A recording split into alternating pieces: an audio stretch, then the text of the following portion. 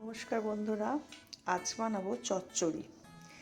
এক বন্ধু আমাকে বলেছিল তুই একটু চচ্চড়ি বানিয়ে দেখাস তো। তো সেই হিসাবেই চচ্চড়ি। তা কী কী নিয়েছি?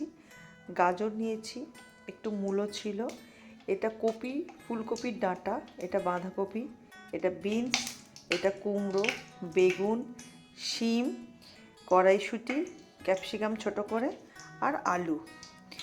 আরও আমাদের বাড়িতে যা যা সবজি আছে সব দেওয়া যেতে পারে, তাতে কোনো অসুবিধে নেই। আমি কড়াইয়েতে একটু তেল দিয়ে নিয়েছি, এর মধ্যে আমি দেবো একটু পাঁচফোড়ন। তেলটা গরম হয়ে গেছে, একটু পাঁচফোড়ন দিয়ে দিলাম। পাঁচফোড়নটা ভালো হয়ে গেছে, এবার আমি দিচ্ছি 3টে কাঁচা লঙ্কা দিয়ে দিলাম।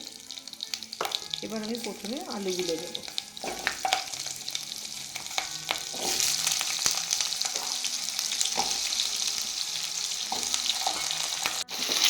ভালো করে একটু নেড়ে নেবো আলুগুলো। একটু তেল দিয়েছি কারণ এতটা সবজি আর অনেকটা তরকারি হবে। এই 4 চামচ থেকে 5 চামচের মতো তেল দিয়েছি। তো আলুগুলো একটু ভালো করে তেলের সঙ্গে মিশিয়ে দিলাম, কারণ এটা একটু শক্ত সবজি। এরপর আমি দেবো এই ফুলকপির ডাঁটাগুলো যে কাটা আছে এইগুলো দিয়ে দেবো।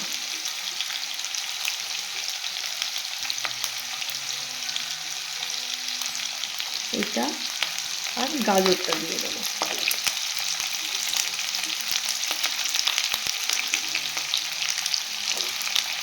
দিয়ে মিশিয়ে নেবো। এমন কিছু না, এতে বেশি কিছু মশলাই লাগবে না। এটা একটু হালকা হালকা ভাজা হয়ে গেলে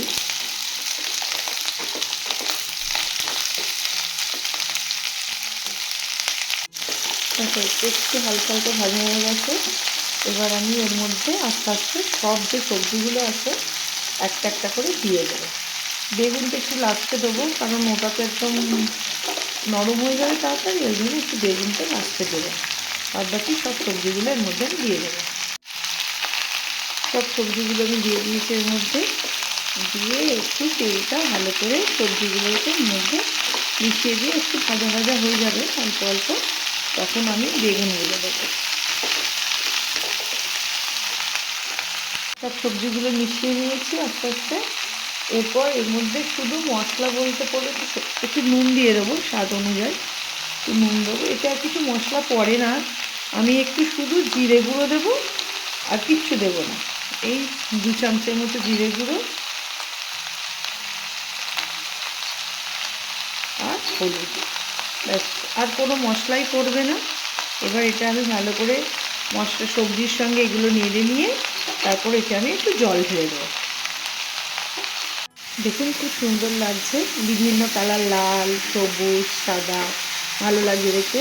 আর একটা কাজ আপনারা করতে পারেন, যেটা আমার বাড়িতে ছিল না বলে দিই না, আমরা অনেক সময় ধনে পাতা এনে পাতাগুলো তো নিয়ে নিই, ডাঁটিগুলো ফেলে দিই, সেই ডাঁটিগুলো কিন্তু কেটে এর মধ্যে আপনি দিতে পারেন। খুব সুন্দর একটা গন্ধ বেরোয় আর খেতেও খুব টেস্ট হয়। এরপর আমি এতে একটু জল দিয়ে দেবো। পরিমাণ মতো জলটা দেবেন, কারণ জলটা বেশি দেবেন না, পরিমাণ মতো দেবেন। বেশি জল দিলে না এর মধ্যে বেশি জল জল হয়ে যাবে, টেস্টটা ভালো আসবে না। একটু বুঝে শুনে দেবেন। দরকার যদি হয় যে মনে হচ্ছে যে একটু সেদ্ধ হয়নি সবজিগুলো, পরে একটু দেবেন, কিন্তু একসঙ্গে অনেকটা জল দেবেন না। তো আমার এটা হয়ে গেল, এতে আর কিচ্ছু দেওয়ার নেই। এবার আমি এটা পুরো ঢাকা দিয়ে দেবো, দিয়ে 15 মিনিট পর দেখব কী হয়েছে। এরকম যখন হয়ে যাবে, এবার আমরা গ্যাসটা তখন বন্ধ করে দেবো।